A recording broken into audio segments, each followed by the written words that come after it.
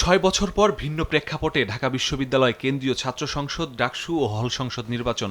মঙ্গলবার বিকেল ৪টায় শেষ হয় ভোট গ্রহণ। রাত ১:৩০টায় কেন্দ্রে কেন্দ্রে ফল ঘোষণা শুরু হয়। ৮টি কেন্দ্রে অনুষ্ঠিত ১৮টি হলের ফল গণনা চলে বুধবার ভোর ৬টা পর্যন্ত।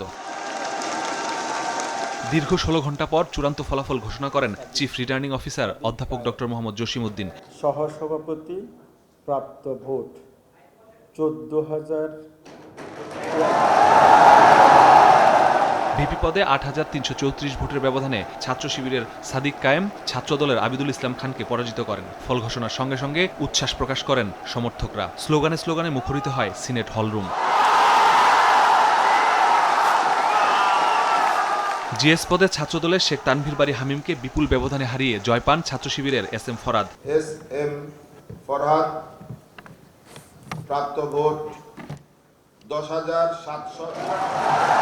রোজকার সাধারণ খাবার এখন হবে অসাধারণ। প্রাণ স্বাদের মশলা, স্বাদ বাড়ায়, ঘ্রাণ ছড়ায়। আর এজিএস পদে ছাত্র শিবিরের মহিউদ্দিন খানের কাছে হারেন ছাত্রদলের তানভীর আল মায়েদ।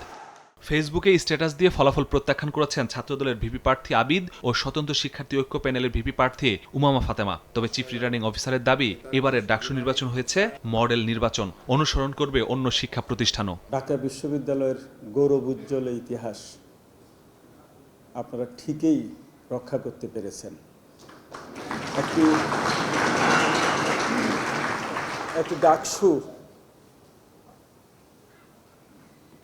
প্রত্যাশিত ছিল সারা দেশ জাতির জন্য, কারণ নির্বাচন হচ্ছে না, নির্বাচনের মডেল কেউ জানে না। আপনারা যারা এবারকার নির্বাচনে ভোট দিয়েছেন তাদের ম্যাক্সিমাম কিন্তু নতুন ভোটার। ডাকসুর কেন্দ্রীয় ২৮টি পদের বেশিরভাগই জয় পেয়েছে শিবির সমর্থিত ঐক্যবদ্ধ শিক্ষার্থী জোট। ১৬ ঘন্টা ভোট গণনার পর চূড়ান্ত ফলাফলে ঢাকা বিশ্ববিদ্যালয় পেয়েছে তাদের নতুন ছাত্র নেতৃত্ব। শিক্ষার্থীদের প্রত্যাশা, এই নেতৃত্ব তাদের চলমান সকল সংকট কাটিয়ে তাদের পক্ষে কাজ করবে। মাসুদুর রহমান, সময় সংবাদ, ঢাকা।